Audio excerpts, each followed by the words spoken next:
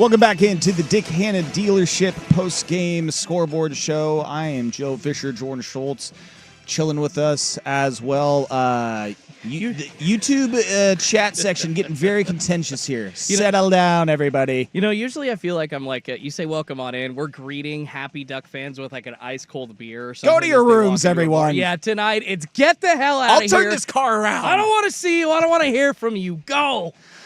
Well, let's read some of them. Juan, sorry, Duckies. On the YouTube chat, line of scrimmage was dominated by Indiana, and their coaching was better overall. Yeah, I think that's, if you were to sum this game up, I think that is the number one reason why this game ended up the way it did was the line of scrimmage battle was dominated by Indiana, especially on the defensive side. I think that is definitely a reason why we got the result that we did. Now, looking back in the rearview mirror, someone commenting, treating the Penn State game as a Super Bowl was a mistake. Love Lanning, but he needed to reel it in. He needs to reel it in a bit sometimes. I don't think that was in the moment. Listen, hindsight's 20/20. I think in the moment, having that reaction to that kind of game, it was built up. It was built up to be this huge game, wide out, Penn State. We're going to have promos running for that game on Sunday Night Football on NBC. It was a top 10 matchup. So in a hindsight, yeah, it's like we maybe got over our skis about a big win like that. But at the moment, that was a big win. And then as we see as the season plays out, it's a week-to-week thing. I mean, Penn State is an absolute shell of itself. Drew Aller is out for the season now. They cannot run the ball. They have lost 3 straight. So, yeah, I mean, with that hindsight mindset in, probably shouldn't have overvalued that win too much. But I'm not going to sit here and regret the reaction in the moment to getting a win against Penn State like that. Well, no, Dan Lanning's reacting to the moment, right? It was the buildup of the national media. It was the buildup from everybody talking about how good Penn State could be with all of these new players coming in and the offense, returning its quarterback, returning its running back, and Kotelnicki having some toys to play with. Like, are we kidding? Come on. That was a huge moment. Like, I get it.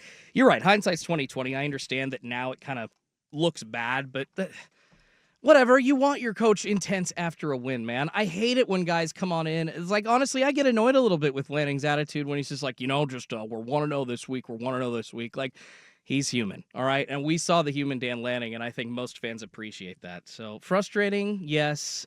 Was it dumb on his part? Absolutely not. I guess you just say it is what it is. And under this new format, Joe, this loss is not the end-all be-all for the Oregon Ducks this year. Thank freaking God.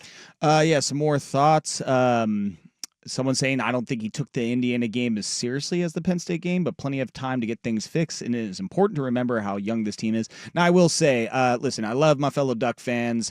We are in a safe space, but there is a lot of copium. A lot of cope happening in this YouTube chat. Yeah. Today's game exposed the youth of the Ducks. IU schemed really well and executed to match. Maybe the youth, like in the defensive backfield. Like, yeah, the cornerbacks are kind of young, other than like Dylan Thieneman, right? Yeah. But we've got experienced players everywhere. And just some more thoughts. Some people texting in like, this is a game that helps the young players develop. Like, let's take a step back.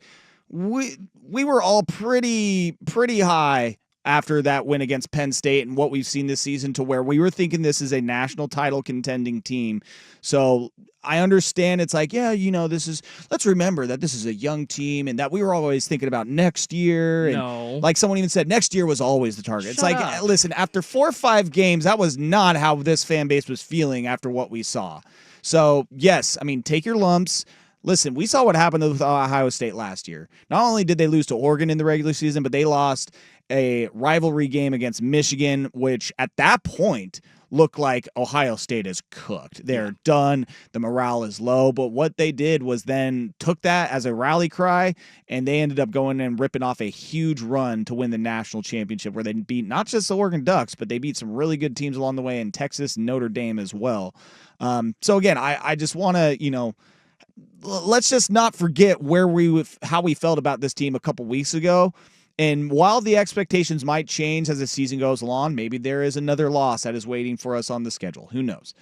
Okay, let me give you 3 names to make your point, Joe. Dylan Thieneman, one we just brought up, Isaiah World, and Emmanuel Pregnon. Thieneman's a junior, and the two linemen I just brought up on the offense they're redshirt seniors. Those guys were brought in to make Oregon a nationally competitive team this year, to keep the protection up for Dante Moore. What are we doing? Stop. You're right, Joe. The copium is, I can smell it from here.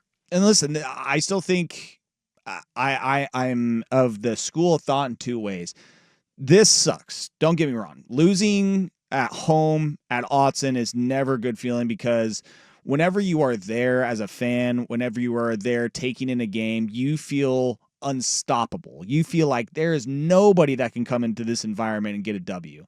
So for Indiana to come in and do that and hand you not just your first loss of the season, but to do it in your backyard, it really does suck. But let's keep in mind, a lot of season left. Sometimes teams respond very well after losses. Sometimes they don't at all. But there's still a lot of season left ahead to where the Ducks could end up still making a Big Ten championship game, even if they have 2 losses in conference play. Yeah. Indiana, they had 1 loss, granted, in conference play, but did not make the Big Ten championship game last year and still made the playoffs. Granted, it didn't finish the way that they wanted to, but in this new 12-team format that we are in this world of college football that we are in today, in the Big 2-5, as the kids say, there is still a lot left on the table for this Ducks team.